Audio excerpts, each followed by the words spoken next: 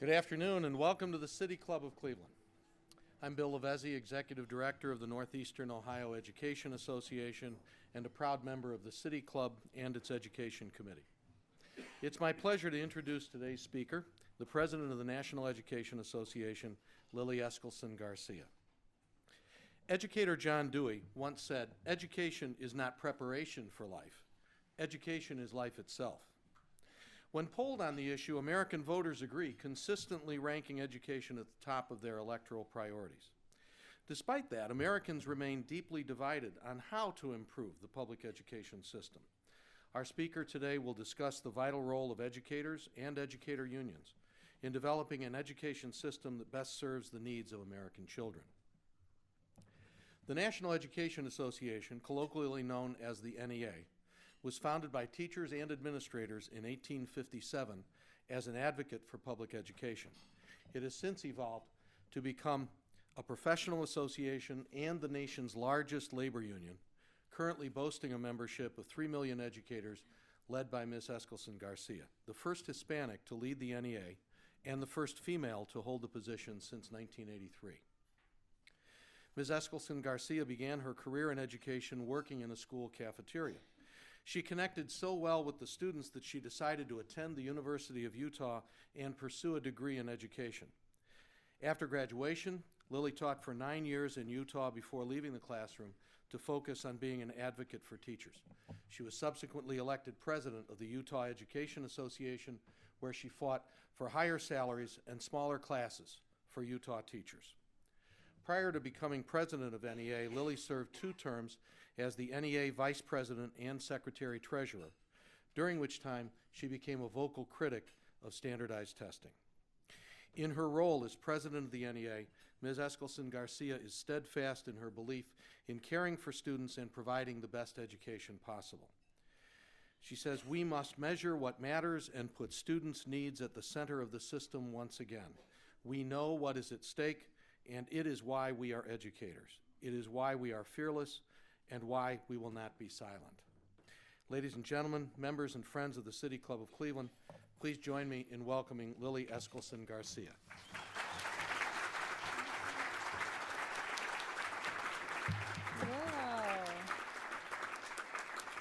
What an honor to be here, and thank you so much for that introduction and for all of my OEA friends that are here, but also for the variety of advocates here. I have a feeling you came to lunch today. Yes, it's a wonderful lunch, but also to hear me. How smart of you. You are not my actual usual suspects. You know, I love teaching. I love talking to students. I love my members. I love administrators and parents. But I talk to a lot of politicians these days. I talk to a lot of reporters. I'm a union leader. And this morning when I was doing some radio shows, some of the folks on the radio were saying things like, "But this is a business club. This is a business organization. What's a union leader doing talking to a group of business leaders?" And the bottom line is, they don't understand that we are so connected, that there can be no light between us. We are not opponents. We care about students, and we need to be best friends. Although I would admit that I don't always say things in the right way when I'm talking to my business friends. I do a lot of traveling these days, and I was sitting on an airplane not too long ago, and the nice man in the middle seat was very talkative. If I think someone's talkative, they're really, really talkative. And he was telling me all about his business and where he was going and his family. And he said, "What do you do, darling?" And I said, "Well, I'm a teacher and I work with the National Education Association." And he stopped smiling. And he said, "I've heard about you people." He said, "I hear you need this, and then I hear you need that, and then I hear you need something else. And I'll tell you what, darling, I'm getting tired of hearing it. And I want you right now to bottom line it for me and tell me once and for all what's the one single thing we need that would solve all of our problems in public schools." And I said, "Well, that's simple. What we really need are fewer people who think there's one single thing that would solve all of our problems in public schools. You know, I really liked that answer, but it was kind of snotty. And I really wish I had given him a more respectful answer, because he's not the enemy. He just doesn't know what he's talking about. And by the way, I'm an educator. I dealt with 12-year-olds for years and years who didn't know what they were talking about until after we learned it. And so I have to put on my educator hat and not see people who might think they have the right answer, not see them as the enemy, see them as a learning experience. And you don't have to be shrill about it. You know, I want people who think, well, it's just this, it's just a charter school, it's just another test, it's just vouchers. I want to be able to tell them, first, do no harm. Let's talk about in the world of medicine. You don't do what actually hurts students. And when you want to do something right, I'm often confronted with people who might agree that class size and technology and training and building relationships with the family, that all those things are important, but they're always so stuck on this, well, we can't do everything, so just give me the one thing you would do. What would you, if you could only do one? I want to say, what if you went to your doctor and you said, and the doctor said, well, you have cancer, and so we need chemo and surgery and radiation. Are you ever going to go, well, yeah, but it's kind of complicated to do all three. Just tell me which one, because you're going to die.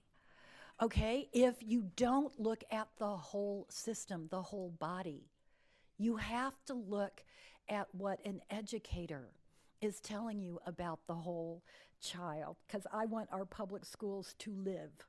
I want them to be healthy. And I've got to learn how to stop giving flippant answers to people who really are our friends. I need everyone in this room to be my best friend so that you will really listen to what educators are saying. There's a whole lot of people who aren't educators who are happy to give you one simple answer, and it's wrong. So you've given me a very important thing. You've given me time to talk about a perspective from an educator. You in the business community understand more than anyone else how important data is, and what happens if you have bad data, and what happens if you start making important high-stakes business decisions based on the wrong data. You can actually destroy your business. We look at what we're trying to achieve for our students. We have to go back to purpose. What does it mean to be a well-educated individual? I want kids with creative problem-solving skills who are folks who can collaborate. I want kids who can organize a project. I never walked into my sixth grade one day of my life when I didn't know what my purpose was. As a sixth grade teacher, I was supposed to open a child's mind to its infinite possibilities. I always knew that the most important things I was supposed to teach my kids couldn't fit on a commercial standardized test. And so I need the whole world now to understand that to educators, the reason that we're so passionate about what we need for our students is we understand in a very humble way that we are the most important people in the world. In a very humble way, we know that the work we do is the future of everything. And we need the rest of the world to understand that too. I have had hundreds and hundreds of students. My first fourth graders are now in their 40s, and I'm 39. And so, work with me, people. I look at my kids, and I look at all the things that I had to connect like a puzzle coming together, that I had to connect for them. And I look at the education system beyond just my classroom, from preschool to graduate school. And I see my members, those 3 million people that Bill talked about, and how much they're counting, not just on me, but on Becky, president of the Ohio Education Association, the local leaders that are here today and all over this country, saying, if we can't all come together, advocates for something better in our community, we're failing our kids. I can make a case when I talk to parents. How many of you are parents or grandparents in this room right now? I can make a case to you if I was sitting here at a PTA meeting about what we need for the children that you love. But I can make just as powerful a business case to someone who doesn't have kids in public schools, to someone who maybe just is interested in the economy. I can make a cold, hard business case about the powerful economic driver that we have in a good public school, where we have those critical thinking, creative, collaborative people who are going to be your employees, your clients. They're going to be the voters in your community. They're going to be the taxpayers in this community. They're going to be the moms and the dads. I want to give you a little perspective about where we came from, our roots, where we are, and where we hope to be, because that public school has not always looked like it looks today. So here's the history lesson, and yes, it will be on the test after dessert. Up until the Civil War, really, there was no American public school system in really any state. We were just a patchwork quilt of private schools. There were little dame schools that some nice lady would open up her kitchen and invite the neighborhood kids in, and for a couple of pennies a day, she would teach them how to read and write, how to add and subtract around her kitchen table. There were some private schools, and only the children of the more wealthy folks went to the private schools. There was really nothing that held us together. In right around the Civil War time comes Horace Mann, who you might have heard of, but I didn't really know a lot about him. Horace Mann was a businessman, and he was a local politician, and they put him, probably to punish him, on this thing called a school board. They are like, if I think a teacher has a tough job, then I think about a school board, because you don't even get the kids to hug you. But he's on the school board, and there's really no school system. It's just this beginning thing that says, shouldn't we be, hiring somebody to be the teacher of this school? All of them subscription schools where the parents pay a little something. And all of a sudden, Horace Mann, something clicks in him. We're only 60 years old as a country, and we're still working on what does it mean to be an American. And he said, this is it. It's this thing we're going to build called a public school system. And he starts thinking it's going to be universal. Everybody can go, whether you can afford to or not. It will be non-sectarian. It's not going to be a religious school. And it's going to be free. Everybody's welcome, and nobody has to pay. We're going to have something paid for by taxes. And it will be not only for academic success, it will be to build civic virtue. This will be who we are as Americans. And he had this radical idea that he called the Common School Movement. Radical idea number one was that teachers would be career professionals. They would graduate from a 2-year university college called a normal school, which, yes, I understand the irony. None of us are really quite normal. But then he had this incredible business plan, and he said, and we are going to hire these teachers. They will be young, bright, unmarried women, because we won't have to pay them very much. And so, yes, we had original vows of chastity, obedience, and poverty, which, of course, has changed over the years in every place except Utah. Then we had radical idea number two. We were going to have these things called physical school buildings. It wouldn't be in somebody's kitchen. It wouldn't be in your church basement. We would actually build a school, and it would be the hub of that community. Now, this was his radical idea. Adults who never sat in the same church, the shopkeeper and the lawyer and the blacksmith that never socialized, their kids would come together in this place that the community owned. And no matter what your background was, you're going to learn how to read and write together. You're going to learn what it means to be a citizen together. He wanted that school to look like America. And radical idea number 3, it would be paid for by the public. We would tax ourselves, and there would be a responsibility by the local community, by the state, in saying we all come together, whether we have children or not. Yes, this is a benefit for this individual child and the individual family, but the public school system and the purpose of the system is so much bigger than that. It's about who we are and what we're able to accomplish as a society. He was absolutely denounced by the Boston schoolmasters who liked the system the way it was because they knew it and they got a little tuition check from the subscribers. He was denounced by religious leaders because he wanted something that was non-sectarian. But it was, believe it or not, the business community that said this makes sense. This can be the foundation of something that pulls a community together.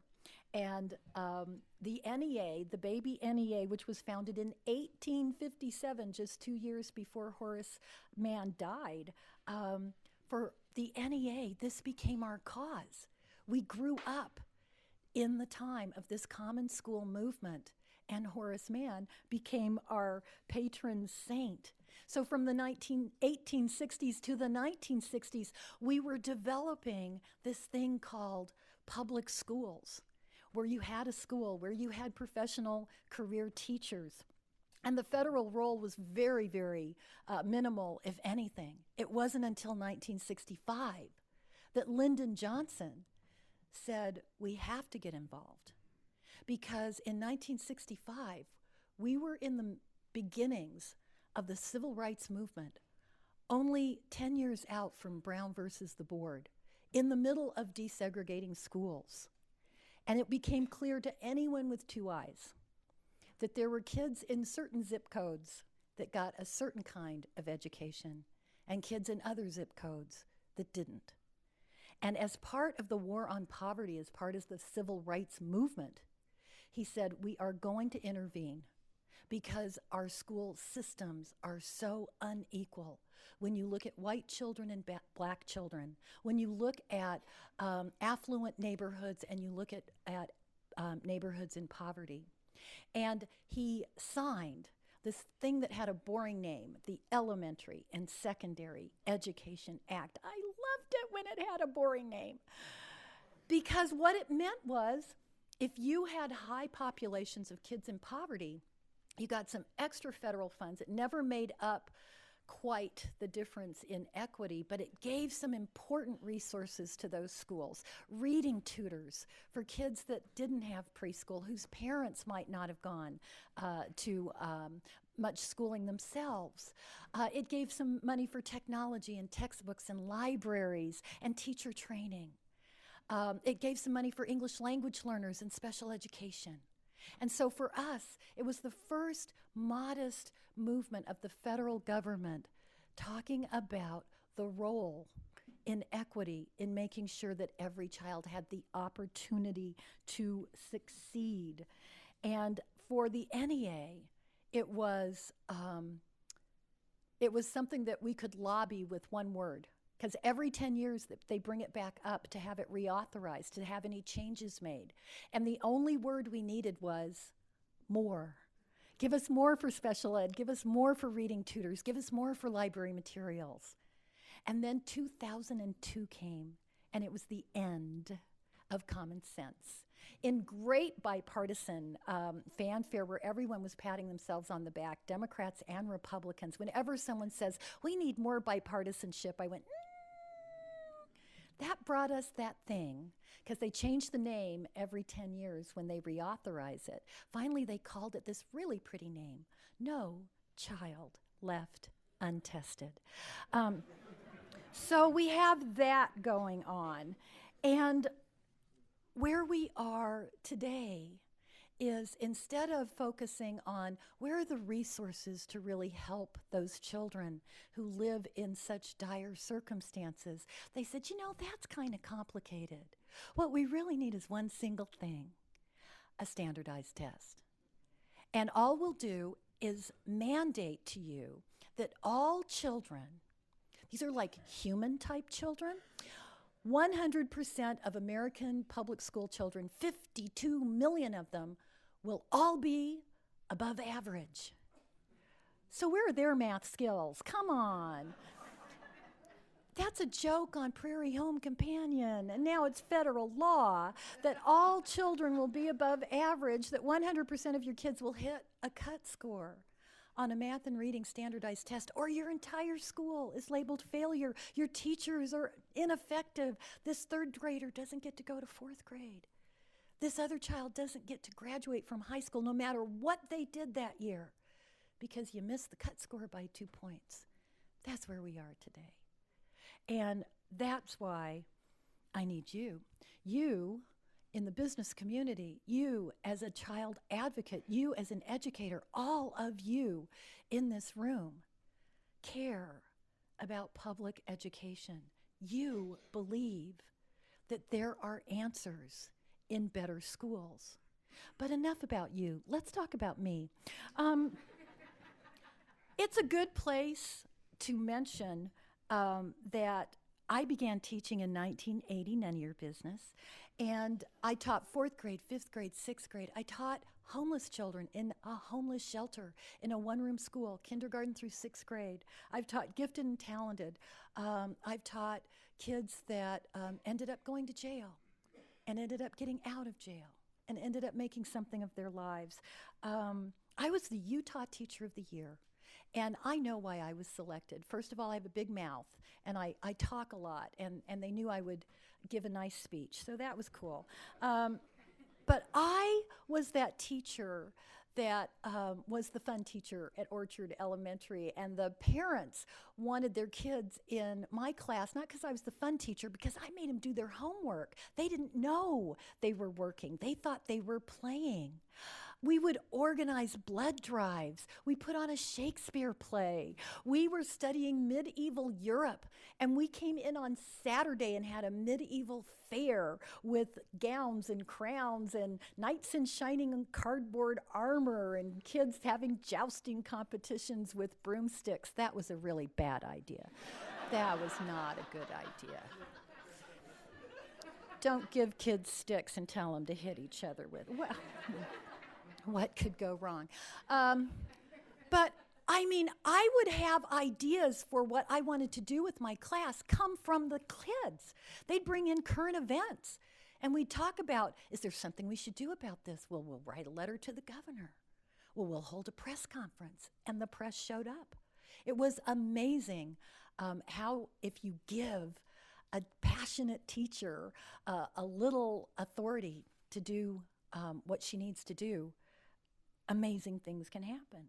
So I want you to know all of that about me, because I'm full of myself, and also because I want you to understand how angry any given educator today, any teacher that you talk to, they're going to be angry, and you have to understand why. It is because they've tied both hands behind our backs, this No Child Left.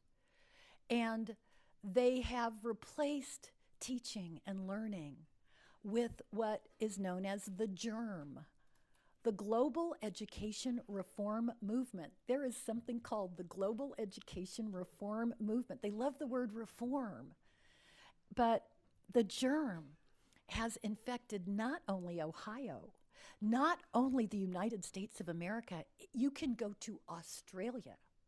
You can go to places in Africa and South America where they are wrapping around this GERM.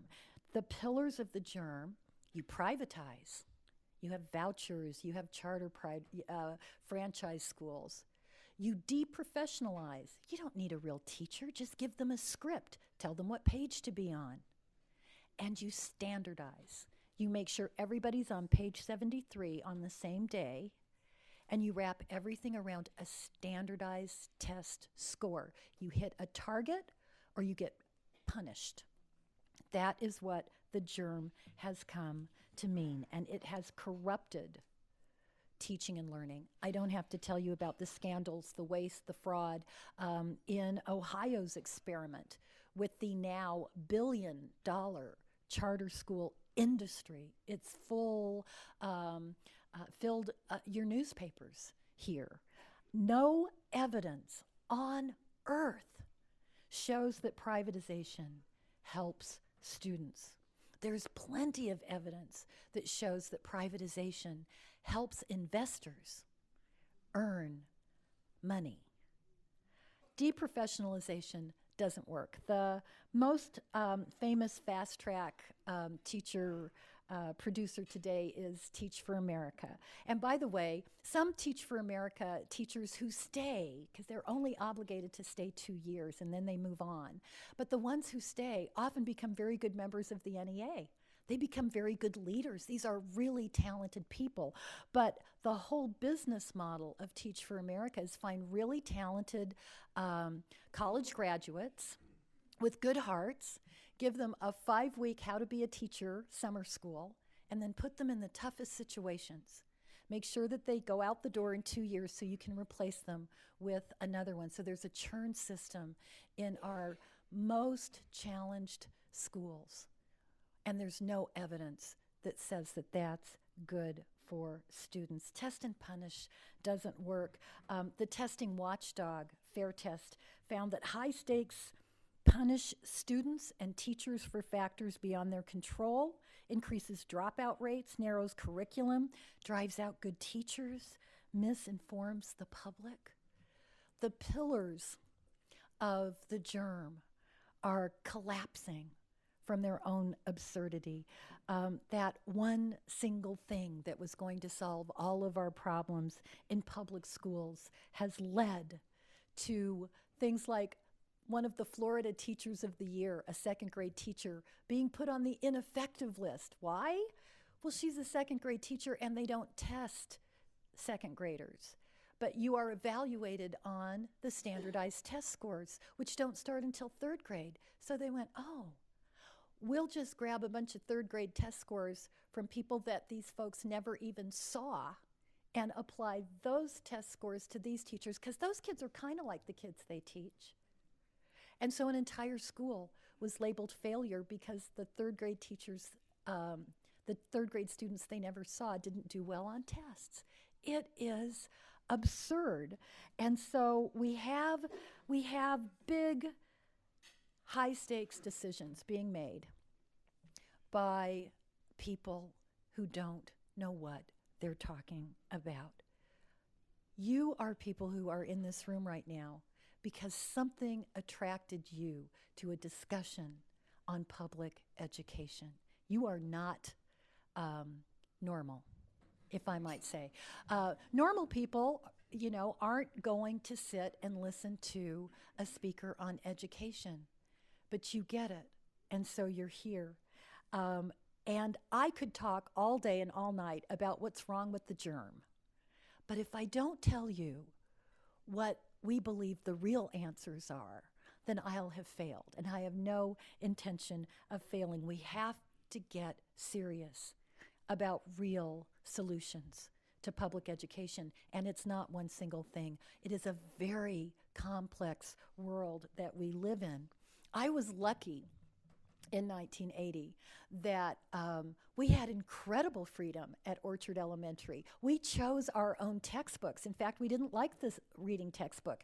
And so we put it on the shelf, and my fourth grade colleagues and we didn't call it collaboration. We called it third lunch.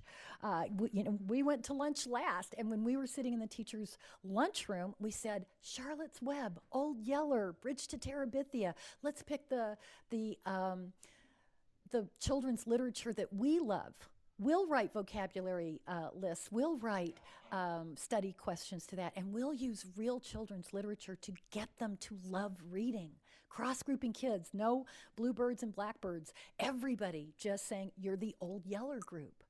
And it was amazing. We were so lucky that we had a principal that said, go for it. This sounds creative. This sounds wonderful. He loved it, that we were making him look good. We had parents that said, I love what you're doing with my kid. We were lucky. Luck is a lousy business plan.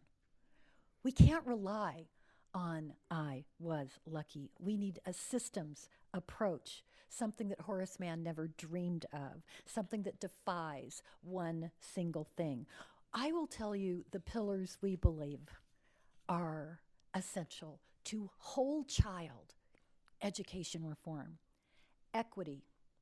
We have not talked about resource equity since No Child Left Behind. We're so wrapped up in that silly cut score on a standardized test that we forgot to talk about, why do the kids in this zip code have a theater department and a sports team and AP chemistry and a class size of 20, and the kids in this zip code don't get recess, they get test prep.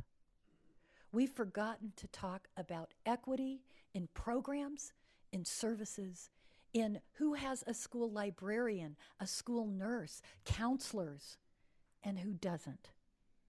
We want to talk about professional collaborative authority on the building level. Set high standards for us and then get out of our way.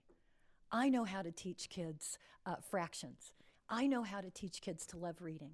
So yes, I need to know what's expected of me, and then let my colleagues and I come together and decide how we're going to design instruction, how we're going to intervene when kids aren't going to get it, how we will hold each other accountable, and wrap everything around a personal relationship, teacher and student, home and school, where you actually get to know the people that you're serving, the families that you're serving. Everywhere we've seen turnaround schools take off, it wasn't because they doubled down on high stakes testing. It was because they started to ignore that. And they said, you know what I really need to do? I'm going to do home visits with the schools, with the school and the home. I'm going to do a different kind of back to school night, because I'm dealing with moms and dads who are working 2 or 3 jobs, and they can't come to school at 3 o'clock in the afternoon for parent-teacher conferences. So I'm going to work things so that it actually makes sense and parents feel a part of that school community. Everywhere we've seen it work, it's because we've humanized education, not mechanized it, not standardized it. And I can tell you where it's working. In places like Singapore, at the top of the charts, they use data. They use a lot of tests, but they said we would never use a testing target. The Minister of Education said we never use targets, no good for students, comes from targets which would lead to shortcuts in teaching practice. And Singapore is at the top. I could take you to Canada. They did a study in Canada to say, look at how well they're doing on all those international rankings. What would we have to do to replicate that here? And at Boston College, they said they've got good pay, they've got great working conditions, but they said the secret sauce, there is discretion for teachers to make their own professional judgments on instruction. I could take you to Finland. I have my passport ready. I am ready to live at the North Pole. I've had a million people say, yeah, I get it. Finland does really well, but Finland isn't the United States. They don't have the diversity. They don't have the English language learners. They kind of have Swedish language learners. But what we can learn from Finland is profound, because 30 years ago, when they decided that they were going to do something dramatically different, they were there with Norway, Sweden, Finland, and the United States, all kind of in the middle of the pack on these international rankings. And then all of a sudden, Finland went like that. Every year for 25 years, they've gone up. Shouldn't we know what set them apart from the rest of us? The first thing they did is they said, we had a purpose. We don't have oil reserves and diamond mines. We got snow. And we've got people, and not a lot of them. So we designed an education system where we could say, this is designed so that we don't waste one child. Can we say that? Can we say we have a system designed so that we don't waste one child? I don't think so. They made, by the way, a business decision to focus on their public schools and their children's brains. They said, all right, we're going to do this right. They studied everybody else's system. Two things they threw away right off the top. And this was almost 30 years ago.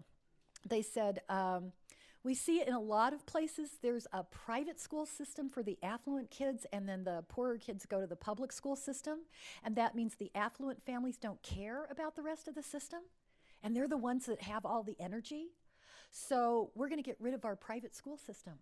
Now that's pretty radical. I don't actually subscribe to that.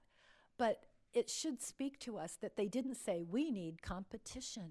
We need market-based competition where teachers and schools fight to get the best kids to want to go to their school. They said, no, everybody will be in the same system, and it means if you want something for your kid, you have to fight for it for everyone's kid. The second thing they threw away were standardized tests. They have no standardized tests in Finland. They said, well, they don't give us very good information. We don't use the information, so why would we waste the time and money on it? Without really much thought, they just went, no, something that we have made the centerpiece of teaching and learning. So they did all of that, and then they said, we will focus on equity. Every public school will be as good as the best public school. Libraries, technology, the facilities themselves. They said, we want to blindfold you, walk you into a building, and if you took off the blindfold, you wouldn't know if you were in a rich neighborhood or a poor neighborhood. I've been in those schools, and that is exactly what I saw. Equity in resources and programs. Then they said, whose hands are we going to put all those wonderful resources in? We need the best career educators. They make getting into a college of education harder than getting into law school. And then they train you, they give you a 1-year residency program as if you were a doctor.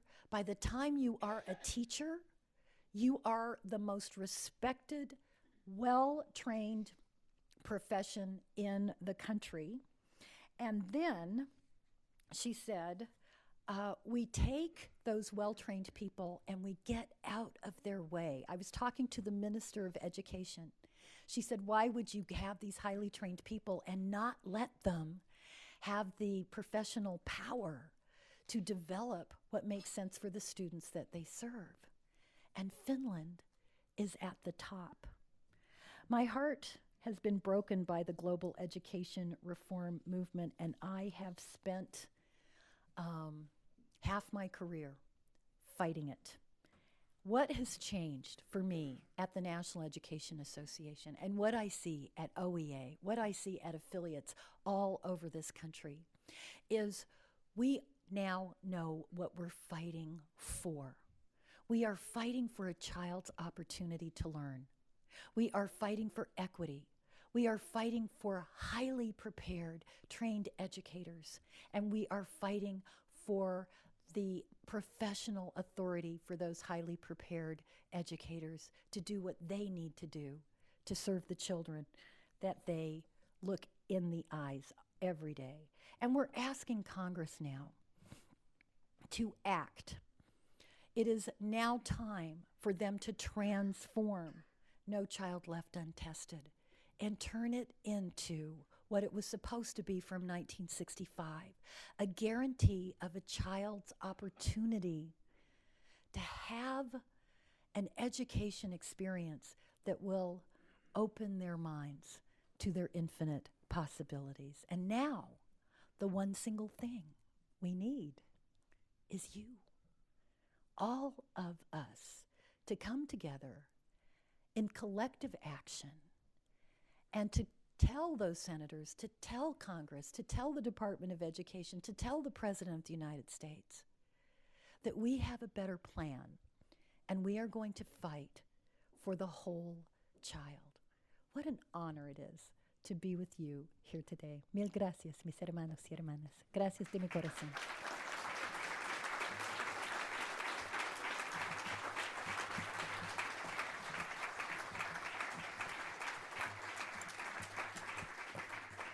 I'm Stephanie Jansky, Director of Programming for the City Club of Cleveland, and today we're enjoying a Friday forum featuring Lily Eskelsen Garcia, President of the National Education Association. We encourage you to organize questions for our speaker now and remind you that your questions should be brief and to the point and actually questions. If you are joining us via our radio broadcast or webcast and would like to tweet a question, please tweet it at the City Club.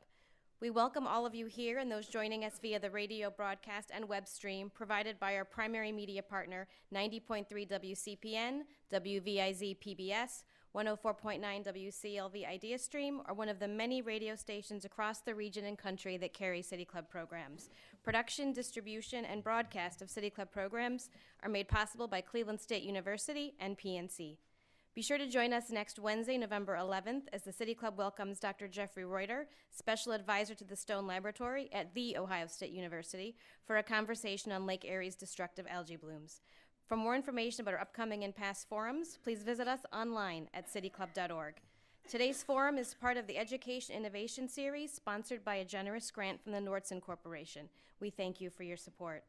Our community partners for today's forum are the Education Law Association and the Northeastern Ohio Education Association. We thank all of you for your support. And additionally, we welcome guests at tables hosted by the Cleveland Teachers Union and the North Shore AFL-CIO. Thank you all for being with us today. And now it's time to return to our speaker for our traditional City Club question and answer period. We welcome questions from everyone, including guests. Holding the microphones today are Content Associate Teddy Eisenberg and Marketing and Outreach Fellow Faye Walker. May we have the first question, please? Good afternoon. I want to thank you so much for your leadership in education reform in this country. I find it so refreshing that you are talking about equity, which is the major problem. In the Plain Dealer this morning, your interview included something called the Opportunity Dashboard. And could you just talk briefly about that, because I found it to be really interesting. Absolutely. This is what we think will be a game changer. As I said, we can't just say what doesn't work. And like, I can talk about what you don't know when all you know is a standardized test, but it begs the question, all right, so what should the community know about their schools? Because I know how my kids are doing. I made out report cards. I did testing that I developed. I'm a radical. I think you should test things you actually taught. But how does the community know? And a lot of politicians ask a good question, and they say, well, if it's not standardized tests, what is it that we can talk about? We said we want a dashboard of indicators. Most businesses are familiar with the dashboard concept. It's where you have multiple indicators. Not one indicator is everything. But if we were to say, what about a dashboard of indicators, like my car? I know I've got gas in the tank. I know how fast I'm going. I've got this annoying check engine light that keeps blinking, and all we have with No Child Left is a check engine light. Something's going on here. These kids test here and these kids test here. By the way, that's something we should know, but then they go, so we're going to fire the principal. As if knowing that there's a difference tells us how to fix it. So we said, if test scores have to be a part of that, they ought to be used for what they were designed to be used for, a long-term trend. But what about other kinds of success indicators. For instance, we want to know how many high school seniors graduate having already earned college credit. Could you measure that? Pretty easily. And if that was something that you were going to be held accountable for, if people were going to notice, you couldn't do that just with a bunch of test prep. You'd have to have partnerships with your community colleges and have dual enrollment. You could have vocational classes.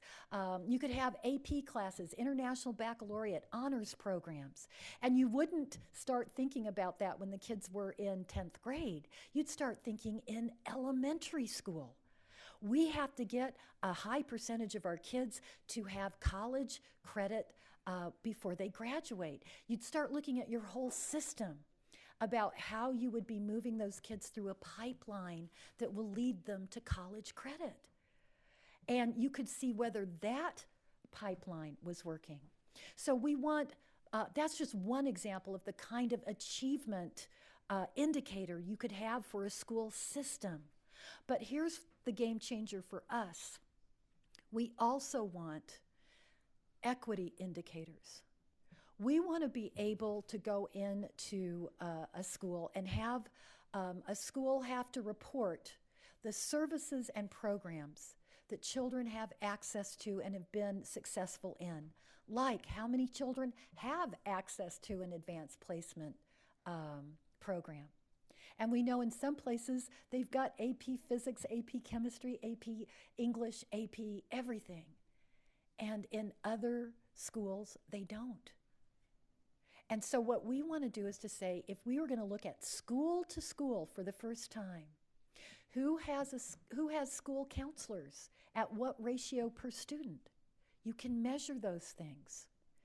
And if people know that that's what they're going to be looking at, indicators of equity in programs and services, indicators of success that show that kids are moving through a pipeline to something better, then we can get away from this test and punish where you can just tweak the numbers and even play nasty little games that can make you hit your number that actually hurt kids.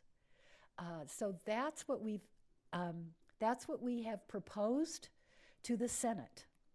And with the Senate leadership on the HELP committee that is looking at reauthorizing No Child Left, Lamar Alexander, a Republican, and Patty Murray, a Democrat, we sat with them.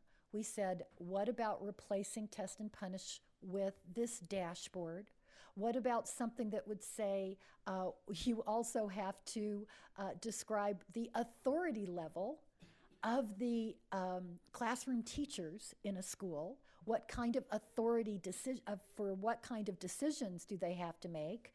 That those are things that can be reported to the public. They asked 1 million questions, and here's what I loved. They asked 1 million questions.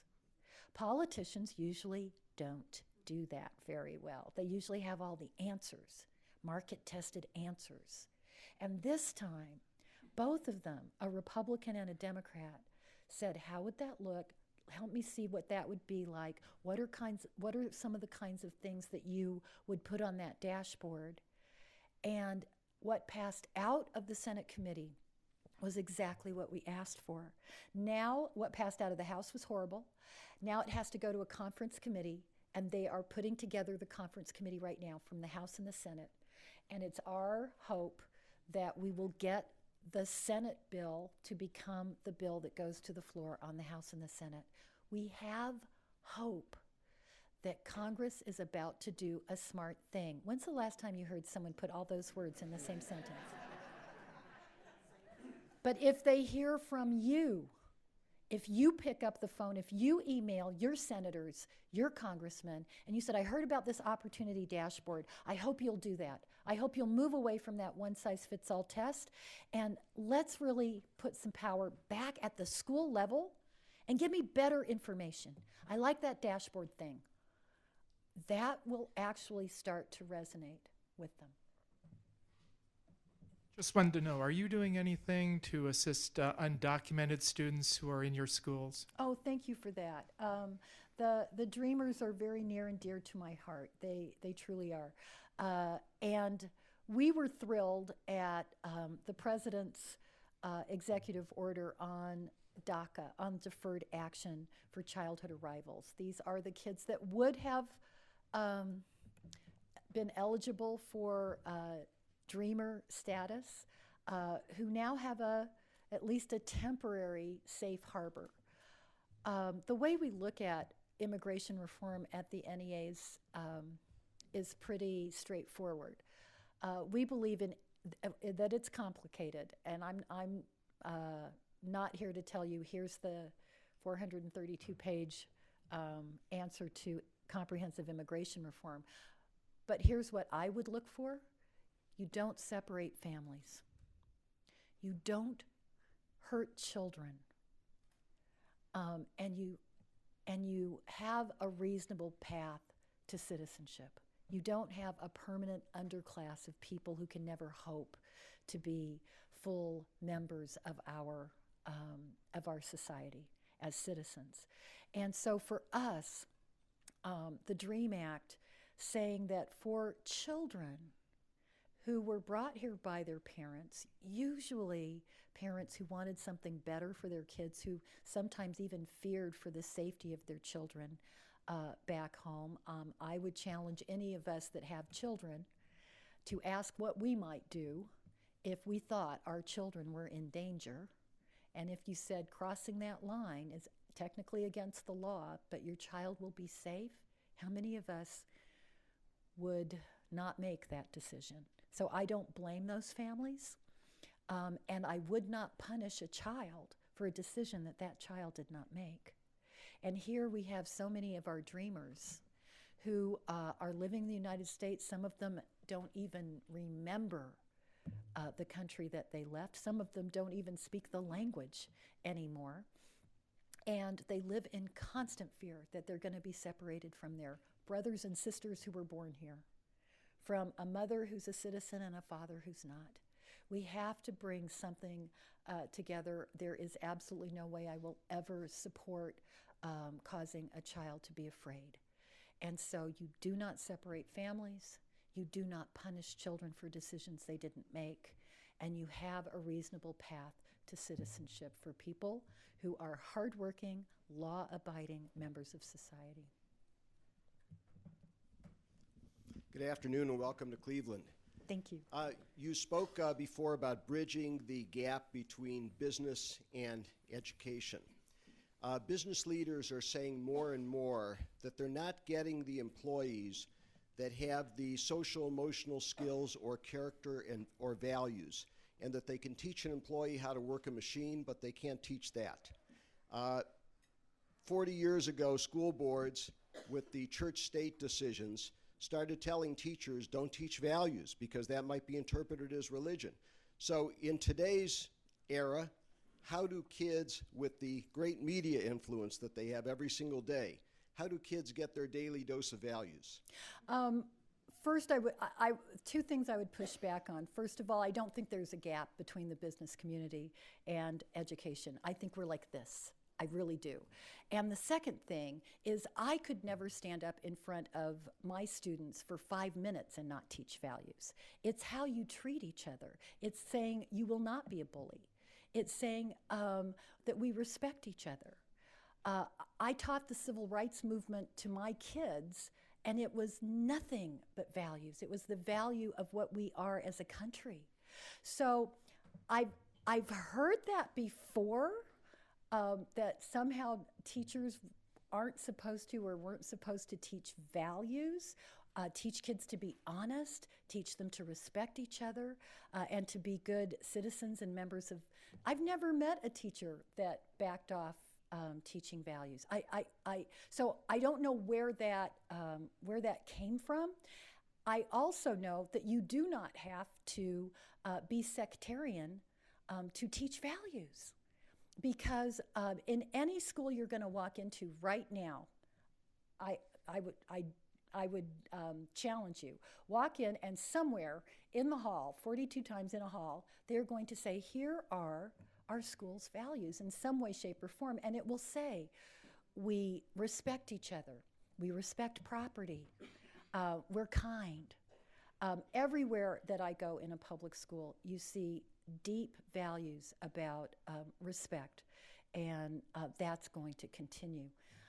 So people who thought that somehow the only way that you could teach kids to be good boys and girls and behave themselves was somehow with a Bible verse, that's never been the way that we've been able to teach our kids. So we are absolutely committed to teaching children values of respect. And so I've never seen that like that went away. I think there were some suggestions that maybe if you couldn't have prayer in school, that kids wouldn't behave themselves or be able to understand that they owed respect to their fellow human beings. But we've been able to teach values every day.